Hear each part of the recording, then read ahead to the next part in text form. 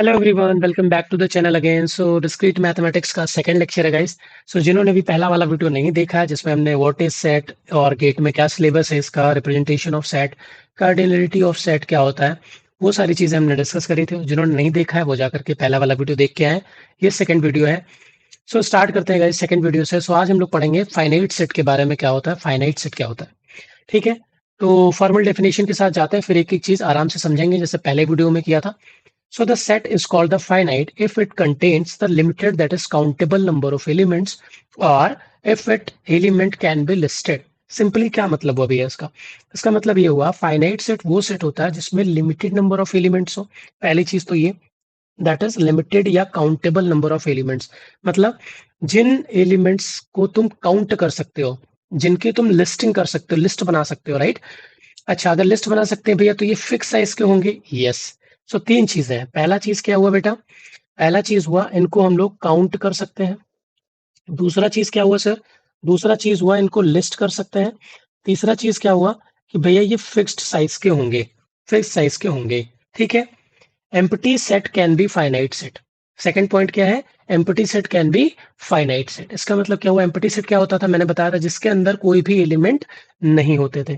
So count कर पा रहे हैं ना कि इसके अंदर कोई भी एलिमेंट नहीं है, that is why empty set is finite set. ये पॉइंट नोट कर लेना, एमएसक्यू में पूछा जा सकता है। ठीक है। Every finite set is countable, that is count किया जा सकता है। फॉर एग्जाम्पल, यहाँ पर देखो एग्जाम्पल लिखा हुआ है A2468। इसका मतलब ये एक ऐसा सेट है जिसमें इवन नंबर ऑफ एलिमेंट्स है, जिसमें इवन नंबर्स है 2 4 6 8। ठीक है, ये नंबर्स यहाँ पे लिखे हैं तो हम इसको काउंट कर पाते हैं। दैट इज 1 2 3 4, चार नंबर ऑफ एलिमेंट्स यहाँ पे लिखे हुए हैं। दैट इज मैंने भी काउंट भी कर लिया, मैंने लिस्टिंग भी कर दी कि चार लोग एलिमेंट है। कौन कौन से एलिमेंट है? 2 4 6 8। और ये फिक्स साइज का है, that is listed and this is the finite set. ठीक है। फिक्स नंबर ऑफ एलिमेंट्स होते हैं इसमें। ठीक है। Set of days in a week, कितने डेज होते हैं सर? 7 दिन। Sunday, Monday, Tuesday, Wednesday, Thursday, Friday, Saturday, right. So ये 7 दिन फाइनाइट डेज होते हैं। क्यों? क्योंकि सर इसको काउंट भी कर सकते हैं, इसके लिस्ट में हमने बना दी संडे मंडे ट्यूसडे करके, और ये फिक्स्ड है, 7 दिन ही होते हैं। ठीक है। सिमिलरली बहुत सारे एग्जांपल हो सकते हैं, लाइक मंथ्स, है ना, months in a year and everything. Okay, so आशा करते हैं ये समझ में आया होगा कि फाइनाइट सेट किसको बोलते हैं। ठीक है। अब चलते हैं हम लोग इनफाइनाइट सेट की तरफ। तो the set is called infinite if it does not have a finite number of elements। जिसमें क्या होता है बेटा? फाइनाइट नंबर ऑफ एलिमेंट्स होते हैं, नहीं होते हैं, उसको बोलते हैं हम लोग इनफाइनाइट सेट। इनको कंप्लीटली लिस्ट नहीं किया जा सकता है। ठीक है। इनफाइनाइट सेट नेवर एंड्स, मतलब चलते ही रहते हैं, चलते ही रहते हैं, चलते ही रहते हैं। फॉर एग्जाम्पल, अगर मैं बोलूं आपसे कि क्या नेचुरल नंबर जो होता है वो काउंट किया जा सकता है? Yes, it is countable, but infinite number of times. कैसे सर? 1 2 3 4 ऐसे करके dot dot dot dot dot dot चलता रहेगा ये, है ना। कहाँ तक जाएगा? Till infinite. इसका मतलब क्या इसकी लिस्टिंग की जा सकती है? नहीं सर, इसकी कंप्लीटली लिस्टिंग नहीं की जा सकती। हमने लिस्टिंग स्टार्ट तो करी 1 2 3 4 5 6 7 8, बट ये कहाँ तक जाएगी क्या हमको पता है? नहीं पता है sir. Infinite numbers are classified into two things, that is countable and uncountable। Infinite things भी काउंट की जा सकती हैं और कुछ चीज होती है अनकाउंटेबल होती है, इनको काउंट नहीं किया जा सकता इनफाइनाइट डोमेन में। सो क्या फाइनाइट सेट को भी ऐसे दो तरह से डिवाइड किया गया है? नहीं। इनफाइनाइट सेट को दो तरह से डिवाइड किया जाता है, that is countable and uncountable. ठीक है। इसको डिटेल में हम अगली वाली स्लाइड में पढ़ेंगे। पहले एग्जांपल देख लेते हैं इनफाइनाइट सेट के। ये सारे एग्जांपल है। सेट ऑफ इंटीजर्स, है ना, set of real numbers. Set of integers कैसे सर?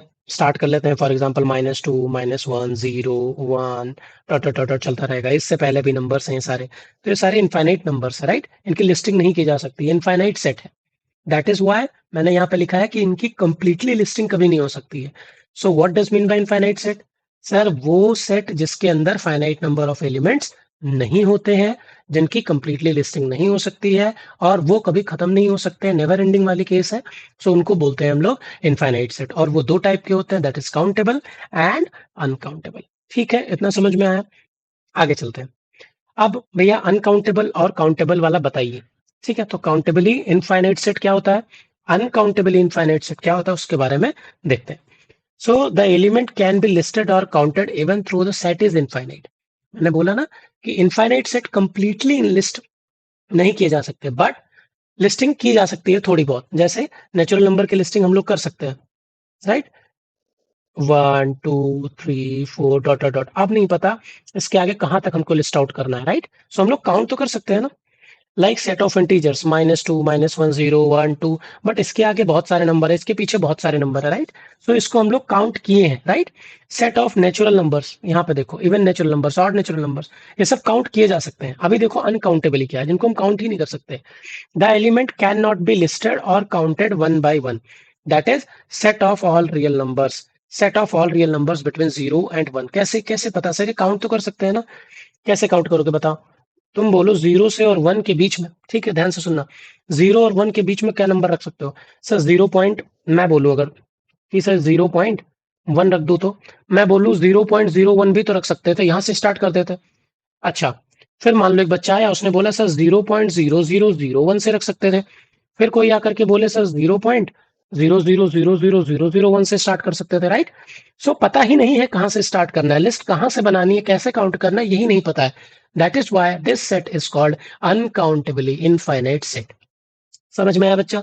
तो दो चीज होती है इनफाइनाइट सेट, जब भी हम लोग बात करेंगे तो दो चीज के बारे में बात करेंगे, that is countably infinite set and countably infinite set, uncountably infinite set. ठीक है, समझ में आया, समझ में आया, ठीक है। आगे चलते हैं अभी। अब आता है छोटा सा प्यारा सा कॉन्सेप्ट, दैट इज एम्पटी और नल सेट। अब ये क्या होता है, ध्यान से समझना।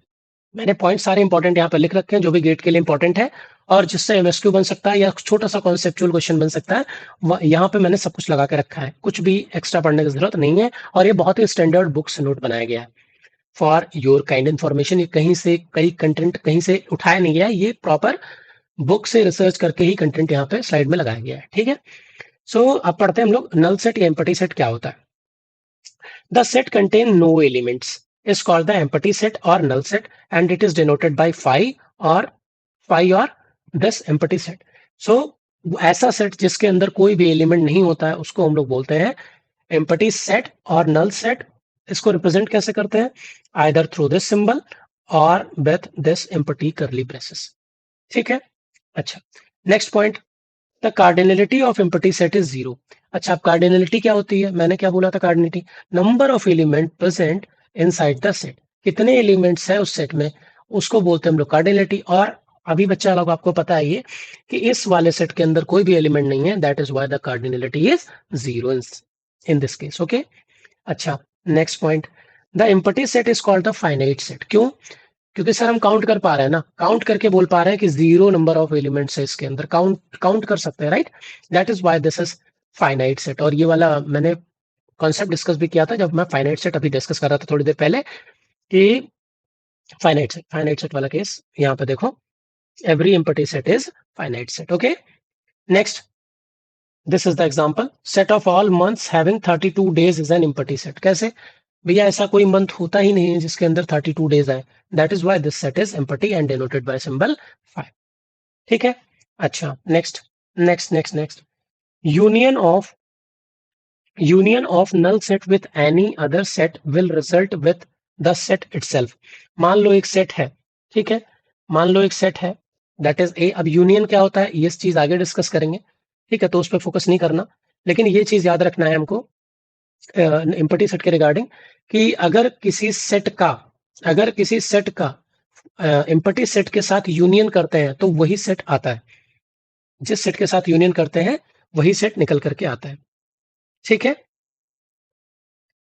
जैसे फॉर एग्जांपल एक सेट है ए, इसके अंदर है मेंबर 2 4 6 8, ठीक है।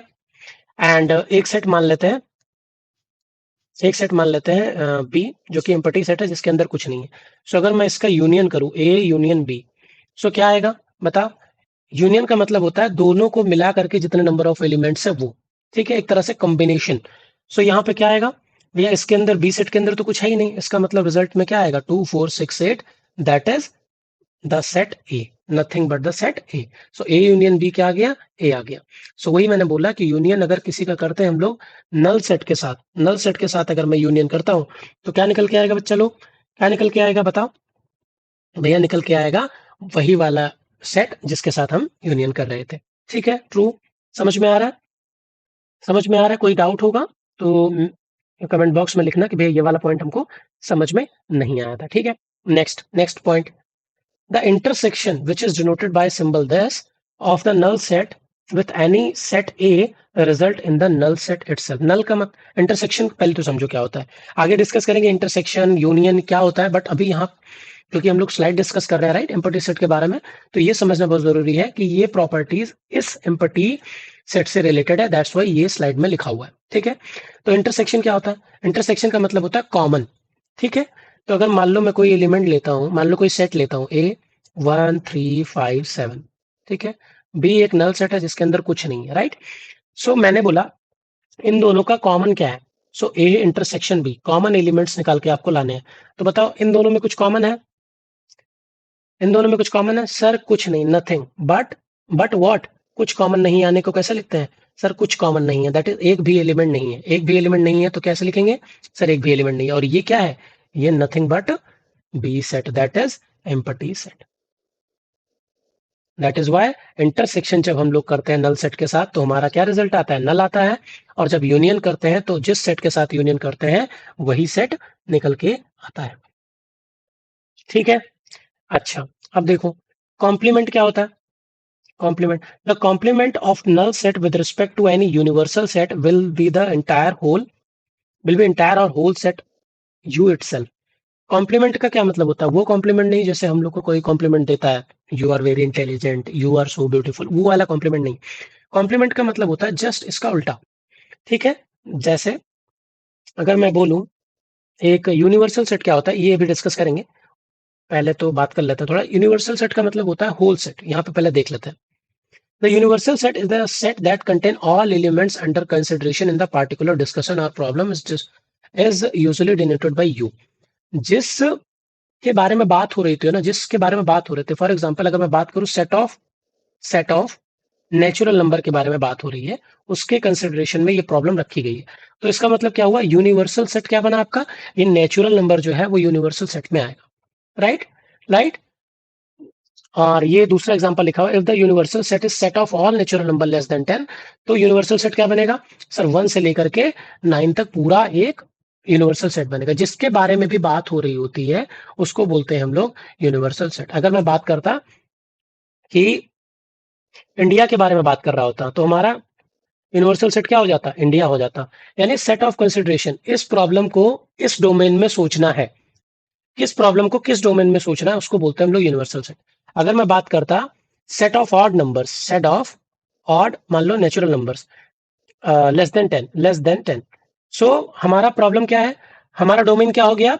इस प्रॉब्लम का डोमेन है set of natural odd natural number less than 10, मतलब हमको इसी के अंदर में सोचना है, राइट, उसको बोलते हैं हम लोग यूनिवर्सल सेट। तो वही यहाँ पे लिखा है, the complement of the complement of null set with respect to any universal set U will be the entire और whole set of U itself. इसका मतलब हुआ, ध्यान से समझो, इसका मतलब ये हुआ कि अगर मान लो कोई सेट लेता हूं ए, इसके अंदर एलिमेंट है 1 2 3 4 5 6 7, ठीक है, और मान लो मैं ये बोल देता हूँ ये तुम्हारा यूनिवर्सल सेट है। ठीक है, अब मैं बोलूं कि ए एक सेट है, ए एक सेट है दैट इज एम्पटी सेट, तो ए का कॉम्प्लीमेंट क्या होगा? ए का कॉम्प्लीमेंट होगा, ये पूरा एक यूनिवर्सल सेट है, इसी के अंदर हमको सोचना है। ठीक है, ए क्या है? ए है नल सेट, ए का कॉम्प्लीमेंट क्या होगा बताओ? ए का कॉम्प्लीमेंट होगा जस्ट जो इसमें एलिमेंट नहीं है, जो ए के अंदर एलिमेंट नहीं है वो सारे एलिमेंट ए कॉम्प्लीमेंट में होंगे, इतना याद रखना बस। जो ए के अंदर एलिमेंट है वो ए कॉम्प्लीमेंट के अंदर नहीं होंगे। अब बताओ ए के अंदर क्या है? सर कुछ नहीं, तो ए कॉम्प्लीमेंट के अंदर क्या होगा? यूनिवर्सल सेट के सारे मेंबर्स। एक और एग्जांपल से समझो, फॉर एग्जांपल अगर मैं बोलता कि यूनिवर्सल सेट है तुम्हारा odd natural number 1 3 5 7 9 less than 10, ठीक है, अब मैं बोलूं ए के अंदर कुछ नहीं है, ए के अंदर कुछ नहीं है, तो ए कॉम्प्लीमेंट के अंदर बताओ क्या आएगा? सर वो सारे एलिमेंट ए कॉम्प्लीमेंट के अंदर आएंगे जो ए के अंदर नहीं है, जो ए के अंदर नहीं है, तो ए के अंदर कौन नहीं है बताओ? सर ए के अंदर 1 3 5 7 9 नहीं है। इसीलिए मैंने क्या बोला? The complement of null set, the complement of null set with respect to any universal set will be the entire or whole set of u itself। ठीक है, पूरा सेट आ गया। अच्छा अगर मैं ऐसे बोल देता कि सर ए के अंदर मान लो कुछ एलिमेंट है, ठीक है, मान लो यहाँ पे मैं डिस्कस करता हूँ। ए के अंदर मान लो कुछ एलिमेंट्स हैं ऐसे। ए के अंदर सर मान लो 1 और 3 होता, तो ए कॉम्प्लीमेंट के अंदर क्या आता? सर ए कॉम्प्लीमेंट वो एलिमेंट नहीं आते जो ए के अंदर है, बाकी सारे आते। तो 1 5 नहीं, 1 नहीं आता, 1 और 3 नहीं आएगा, तो क्या आएगा सर? 5 7 और 9 आ जाएगा, राइट। बट ए क्या है इस समय? ए नल सेट नहीं है, क्यों? क्योंकि ए के अंदर तो एलिमेंट्स है, ठीक है।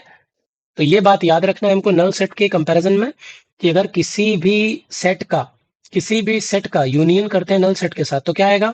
वो वही सेट आ जाएगा जिस सेट के साथ आप यूनियन कर रहे हो। इंटरसेक्शन में नल सेट आएगा, कॉम्प्लीमेंट करते समय क्या आ जाएगा? वो होल यूनिवर्सल सेट आ जाएगा, ठीक है। नेक्स्ट पॉइंट ये, the set with one element is called singleton set. जब किसी सेट के अंदर एक एलिमेंट होता है तो उसको क्या बोलते हैं? सिंगलटन सेट बोलते हैं, ठीक है। सो हम लोगों ने ये यूनिवर्सल सेट डिस्कस ही कर लिया। नेक्स्ट पॉइंट डिस्कस कर लेते हैं। Every set in our discussion is the subset of universal set. Subset क्या होता है अभी पढ़ते हैं आगे। Universal set depends upon the context. किस कॉन्टेक्स्ट में बात हो रही है उसके ऊपर यूनिवर्सल सेट डिपेंड करता है। जैसे मैंने बताया कि अगर हमारा कॉन्टेक्स्ट इंडिया है तो हमारा यूनिवर्सल सेट क्या हो गया? इंडिया हो गया। अगर हमारा कॉन्टेक्स्ट ऑड नेचुरल नंबर्स है तो हमारा डोमेन भी ऑड नेचुरल नंबर ही अपना यूनिवर्सल सेट बन जाएगा, ठीक है। नेक्स्ट, ये हमारा यूनिवर्सल सेट है। उसके कंसे देखो यहाँ पे कौन कौन से नंबर्स हैं? 1 से लेके 10 तक 12 तक के नंबर्स हैं आई गेस, ठीक है। 1 से 12 तक नंबर्स हैं। सो ये हमारा टोटल यूनिवर्सल सेट है। और समथिंग एग्जांपल में शो किया गया है डायग्राम में, तो हम लोग देख पा रहे हैं कि कुछ ये पार्ट क्या होता है, इसको बोलते हैं हम लोग इंटरसेक्शन, आगे पढ़ेंगे, ठीक है। ये पूरा सेट क्या है? ए सेट है। ये पूरा सेट है बी सेट, ठीक है। और बीच वाले पार्ट क्या होता है? इंटरसेक्शन होता है। दोनों में कॉमन होते हैं। और इस सेट, ये जो पूरा बॉक्स बनाया गया है ना, इसको बोलते हैं हम लोग यूनिवर्सल सेट। दैट इज इस डोमेन में हमको बात करनी है, इसके बाहर कहीं भी नहीं जाना है। अब बात कर लेते हैं most important slide, that is subset. अब आएगा गेट का क्वेश्चन यहां से, ठीक है। गेट का क्वेश्चन यहां से आएगा, ठीक है। तो सबसे पहले इसको हम लोग पढ़ते हैं, ये है क्या, सबसेट क्या होता है। तो the set is called the subset of set B. अगर कोई सेट है ए, वो कहलाएगा subset of B. Subset of B कब कब कहलाएगा? जब ए के सारे एलिमेंट बी सेट में प्रेजेंट हो। If every element of A is also an element of B, ठीक है। यहां से देखो, पहले ये एग्जांपल देखो, ठीक है। यहां पे देखो ए के एलिमेंट बेटा कौन कौन से हैं? सर ए के एलिमेंट है 1 और 2, ठीक है। बी क्या है? सर बी में एलिमेंट है 1 2 3 और 4। सो ए बी का सबसेट कहलाएगा कब? जब ए में जो भी एलिमेंट प्रेजेंट है, ए में जो भी एलिमेंट प्रेजेंट है वो बी से आया हुआ हो। नहीं समझ पाए? ए के अंदर कौन कौन सा एलिमेंट है? सर 1 है और 2 है। क्या ये एलिमेंट बी में भी प्रेजेंट है? यस, 1 और 2 बी में भी प्रेजेंट है। तो क्या मैं बोल सकता हूं कि ए बी का सबसेट है? Yes. If every element of A is present in B, या ऐसे बोल सकते हूं मैं कि अगर जो भी ए के एलिमेंट्स हैं वो बी से लिए गए हैं, तो उसको बोलते हैं हम लोग कि वो सबसेट है। A is the subset of B. तो बी क्या हुआ सर? बी को बोलते हैं B is the superset of A. ध्यान से देखना, ध्यान से समझते रहना ये सारी चीजें, ठीक है। फॉर एग्जाम्पल मैं बोल देता हूं, एक और कॉन्सेप्चुअल एग्जाम्पल लेते हैं। For example, A is Sunday Monday Tuesday Wednesday, ठीक है। और Sunday Monday Tuesday Wednesday Thursday Friday Saturday, ठीक है। अब मैं एक सेट बनाता हूं बी सेट, जिसमें मैं बोलता हूं कि इन दिनों तुमको ऑफिस नहीं जाना होता है। कौन कौन से दिन होंगे वो? सर वो सैटरडे होता है और संडे। इस दिन जनरली ऑफिस क्लोज रहती है, राइट। जनरली ऑफिस क्लोज रहती है। सो मैं क्या बोलूंगा इसमें? B is the B is the subset of A. क्यों ऐसा बोलूंगा? क्यों? क्योंकि बी में जो भी एलिमेंट है सर वो ए से लिया गया है। बेटा देखो ध्यान से, बी के जो भी एलिमेंट है बी के जो भी एलिमेंट है वो ए से लिए गए हैं, राइट। देखो ये वाला एलिमेंट यहाँ चिपकाया, ये वाला एलिमेंट यहाँ चिपकाया। सर अगर मान लीजिए इसमें ये एलिमेंट नहीं होते, मान लीजिए सैटरडे नहीं होता, यहाँ पे मान लो मैंने सेट बनाया और यहाँ पे सैटरडे गायब कर दिया, और यहाँ पे मैंने सैटरडे इंक्लूड कर दिया। सो क्या ये अभी सबसेट है? नहीं सर, नहीं, ये सबसेट नहीं है। क्यों? क्योंकि बी में बेटा एक ऐसा एलिमेंट मौजूद है जो ए से नहीं लिया गया है। That's why B is not the subset of A. Each and every element in B must be present from A only, ठीक है, ठीक है। अच्छा, इसका उल्टा कैसे बोल सकते हैं? B is the subset of A. अब ए के कॉन्टेक्स्ट में क्या बोल सकते हैं? A is the superset of B. A is the superset of B. Superset का मतलब बी के एलिमेंट तो ए में मौजूद है, उसके अलावा भी कई सारे एलिमेंट्स हैं, कई सारे मेंबर्स हैं। ठीक है, समझ में आ रहा है? समझ में आ रहा है? समझ में आ रहा है? ठीक है, फॉर्मल डेफिनेशन से चलते हैं। देखो, A is the subset of B. सबसे पहले तो सिंबल जान लो, ऐसे बनाते हैं इसको। तो इसको बोलते हैं, अगर ए इधर लिखा है बी इधर, तो इसका मतलब है A is the subset of B. या बी के कॉन्टेक्स्ट में बोले तो B is the superset of A. इसका मतलब बी में तो ए के सारे एलिमेंट्स ही हैं, साथ साथ में कुछ ज्यादा एलिमेंट्स भी हैं, कुछ और एलिमेंट्स भी हैं। ठीक है, नेक्स्ट फॉर्मल डेफिनेशन से चलते हैं अभी। A is the subset of B if and only if for all x belongs to A implies x belongs to B. इसका मतलब क्या है? इसका मतलब यह है, अगर कोई एलिमेंट एक्स में है तो उसका बी, अगर कोई एक्स एलिमेंट ए में है, तो उसका बी में प्रेजेंट होना जरूरी ही जरूरी है। ठीक है, आशा करते हैं समझ में आया होगा। ठीक है, अब पॉइंट्स डिस्कस करते हैं जो कि गेट के लिए इंपॉर्टेंट है।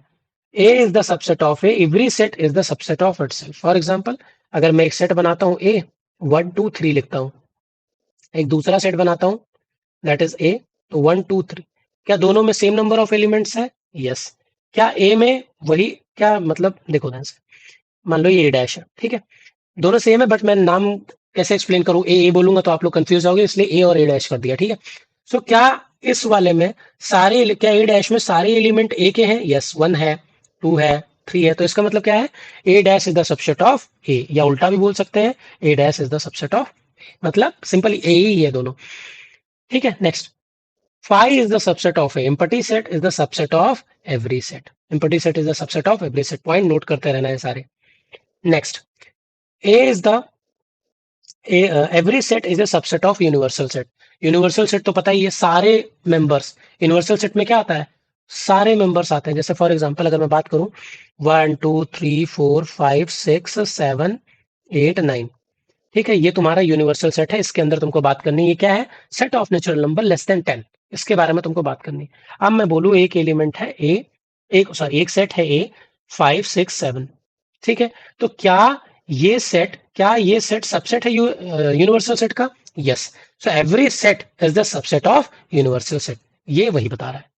ठीक है, ठीक है, समझ में आ रहा है? सो चलो अब हम लोग डिस्कस करते हैं बिलोंग्स टू और सबसेट में क्या अंतर है, क्योंकि ये कोर्स बिल्कुल फाउंडेशनल कोर्स है। सो जो भी स्टार्ट करते हैं उनको बहुत सारे डाउट्स होते हैं, और गेट में काफी कुछ फंसा के भी इसके बारे में पूछते हैं। सो यहाँ से बहुत आसानी से समझेंगे बिलोंग्स टू और सबसेट का मतलब क्या होता है। ठीक है, तो स्टार्ट करते हैं बिलोंग्स टू से। सो बिलोंग्स टू का आप लोगों को पता ही सिंबल क्या होता है। Belongs to represented with this symbol, used when an element is the member of the set. जब भी कोई एलिमेंट किसी सेट का मेंबर होता है तो उसको बोलते हैं वो एलिमेंट उस सेट से बिलोंग करता है। सिंपल सा बात है। फॉर एग्जाम्पल, एक सेट है ए जिसके अंदर मैं 1 से 5 तक गिनतियां लिखता हूं। ठीक है, लिख दिया। अब मुझे ये बताओ, क्या 1 इस सेट से बिलोंग कर रहा है? 1 बिलोंग्स टू ए? तुम बोलोगे हाँ भैया बिलोंग कर रहा है, क्यों? क्योंकि ये इस सेट का मेंबर है। क्या 2 बिलोंग्स टू ए? बोलोगे हाँ भैया, क्योंकि ये सेट से बिलोंग कर रहा है। 3 belongs to A? Yes. 4 belongs to A? Yes. 5 belongs to A? Yes. क्या 6 बिलोंग्स टू ए? नो। क्यों? क्योंकि 6 तो है ही नहीं, कैसे बिलोंग कर जाएगा? राइट, ये समझ में आया? जब भी कोई एलिमेंट किसी सेट से क्या का मेंबर होता है उसको बोलते हैं वो बिलोंग कर रहा है। The symbol this is used when an element is the member of set. It shows that the particular object is directly present in the set. Particular, that is 1 particularly present, 3 particularly present, 2 particularly present, 4 and 5. ठीक है, so यहाँ पे example दिया भी हुआ है, that is A is the set, sorry, A is the element that belongs to the set A, और A क्या है यहाँ पे? 1 2 3, और A क्या है? एज अ मेंबर यहाँ से बिलोंग कर रहा है। अच्छा, इसका मतलब क्या हुआ? इसका मतलब हुआ, क्या ए एज अ सेट इस ए सेट से बिलोंग कर रहा है? नहीं, ये कोई सेट नहीं, ये कोई सेट नहीं है, एलिमेंट बिलोंग कर रहा है। राइट, इसका मतलब क्या होता था? इसका मतलब होता है सेट। देखो, है ना, तो क्या 1 एज अ सेट प्रेजेंट है इस सेट के अंदर, ए के अंदर? नहीं। क्या प्रेजेंट है बेटा? भैया एज अ मेंबर प्रेजेंट है। That is why this is not true, this is. ठीक है, अब बात करते हैं सबसेट की। सबसेट का मतलब क्या बताया था मैंने? जब मैं बोलता हूं A is the subset of B, इसका मतलब क्या होता है? ए के सारे एलिमेंट बी में प्रेजेंट होंगे। राइट, ए के सारे एलिमेंट बी में प्रेजेंट होंगे। That is why I am saying A is the subset of B. Simple simple simple, समझ में आ रहा है? देखो, it shows that every element of one set is also an element of another set. अच्छा, अब दोनों में अंतर क्या है, एग्जाम्पल से समझते हैं। कंफ्यूजन कहाँ होती है, ध्यान से देखना। मैं एक एग्जाम्पल लेता हूँ। मान लेते हैं एक सेट है 1 2 3। मैं तुमको बोलूं 1 बिलोंग्स टू ए का मतलब क्या हुआ? 1 बिलोंग्स टू ए का मतलब हुआ भैया 1 ए के अंदर मौजूद है। क्या ये ट्रू है? यस। नेक्स्ट, अगर मैं ऐसे करके बोलूं 1 is the subset of A, इसका मतलब क्या हुआ बेटा? इसका मतलब ये हुआ, अभी जैसे मैंने बोला ना, A is the subset of B का मतलब क्या होता है? ए के सारे एलिमेंट बी में मौजूद होते हैं।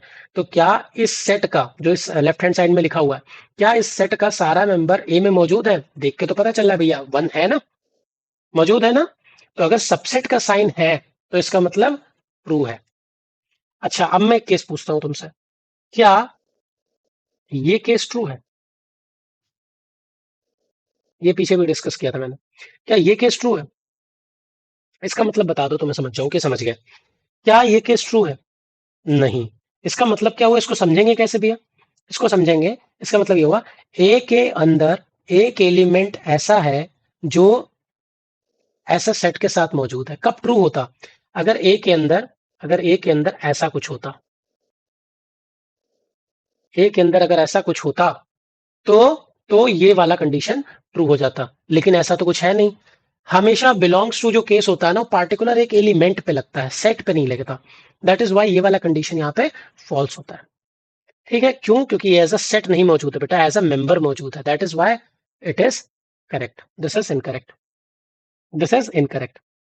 ठीक है, क्योंकि ये के अंदर जो एलिमेंट है वो 1 2 3 है, और जबकि मैं मांग क्या रहा था तुमसे, मांग रहा था as a set 1, but as a set 1 मौजूद नहीं है। This is why, that is why this is incorrect. बताओ, क्लियर है? सो गोल्डन रूल क्या याद रखना है तुमको? गोल्डन रूल क्या याद रखना है? देखो, गोल्डन रूल ये याद रखना है तुमको कि अगर लेफ्ट हैंड साइड में, अगर लेफ्ट हैंड साइड में सिंगल वैल्यू होती है, कोई single value like 1 2 3 4 5, 5 belongs to ऐसा, तो हम लोग देखेंगे कि क्या बिलोंग्स टू सिंबल है। ठीक है, और अगर लेफ्ट हैंड साइड में, लेफ्ट हैंड साइड में ब्रेसेस यूज हो रहे हैं, इसका मतलब सेट की बात हो रही है, तो हम लोग देखेंगे कि सबसेट पे बात हो रही है या नहीं। फिर हम देख लेंगे कि एज अ सेट वो एलिमेंट उसमें मौजूद है या नहीं मौजूद है। क्लियर? क्लियर, समझ में आ रहा है? ठीक है, सो प्रॉपर सबसेट की बात कर ही लेते हैं, प्रॉपर सबसेट भी पढ़ लेते हैं, उसके बाद ये वीडियो एंड करेंगे। सो प्रॉपर सबसेट क्या होता है, अब ये समझ जाओ प्रॉपर सबसेट क्या है। तो the set A is called the proper subset of B if every element of A is also present in an element of B and A is not equal to B. इसका मतलब क्या है कि मान लेते हैं केस है ए, जिसके अंदर 1 2 3 4 5 है। ठीक है, एक बी सेट है 1 2 3 4 5। तो मैं क्या ये बोल सकता हूँ A is the subset of B? A is the subset of B बोल सकता हूँ? उल्टा बोल देता हूँ, ऐसा बोल देता हूँ, B is the subset of A. क्यों? क्योंकि बी के जितने भी एलिमेंट है वो ए में मौजूद है, that is why B is the subset of A. क्या मैं इसको ये बोल सकता हूँ B is the proper subset of A? Proper subset का साइन क्या होता है बेटा? प्रॉपर सबसेट का साइन होता है ये वाला केस, बस इक्वल टू का जो नीचे साइन होता था वो हटा देता है। रीजन पहले मैं ये समझाता हूँ। क्या B is the proper subset of A? नहीं। क्यों? प्रॉपर सबसेट में एक कंडीशन हटा दी जाती है, दैट इज बी में जो भी एलिमेंट होंगे वो सारे के सारे एलिमेंट ए में मौजूद नहीं होने चाहिए, मतलब एग्जैक्ट कॉपी नहीं होना चाहिए। इसीलिए इसको बोल देते हैं हम लोग proper subset. Every element of A is also an element of B and A is not equal to B, मतलब हर एक एलिमेंट कॉपी पेस्ट नहीं होना चाहिए। That is why this is known as the proper subset. Clear है? देखो, ए में क्या एलिमेंट है यहाँ पे? 1 और 2। बी में क्या एलिमेंट है? 1 2 3। तो क्या A is the proper subset of B है? यस। क्यों? क्योंकि यहाँ पे अगर थ्री, यहाँ पे 3 नहीं मौजूद है। अगर 3 मौजूद हो जाता है तो क्या प्रॉपर सबसेट होता? नहीं। लेकिन यहाँ पे 3 मौजूद नहीं है, 1 2। तो इसका मतलब क्या? A is the proper subset of B. कैसे? ए में जो एलिमेंट है वो बी से आया है, ठीक है, और ए बी के इक्वल नहीं है। That is why this is the proper subset. क्या ए का प्रॉपर सबसेट हो सकता है? बताओ। ए का सबसेट हो सकता है कि नहीं, पहले ये बताओ, फिर ए का प्रॉपर सबसेट हो सकता है कि नहीं ये बताओ। या ए का सबसेट तो हो सकता है, मैंने पीछे किया था ए और ए डैश बना के। क्या ए का प्रॉपर सबसेट हो सकता है? बताओ। अगर मैं ए के अंदर 3 एलिमेंट लेता हूँ 1 2 3, फिर से ए डैश वाला एग्जांपल लेता हूँ, इसके अंदर भी 1 2 3, क्या A is the proper subset of A dash? नहीं बोल सकते हैं। रीजन क्यों? क्योंकि भैया दोनों में फिर इक्वल नंबर ऑफ एलिमेंट्स है इसलिए नहीं बोल सकते।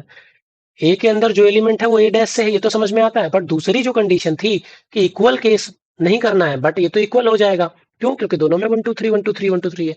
That is why this is not the true. That is A is the subset of A हो सकता है, but A is not the proper subset of A.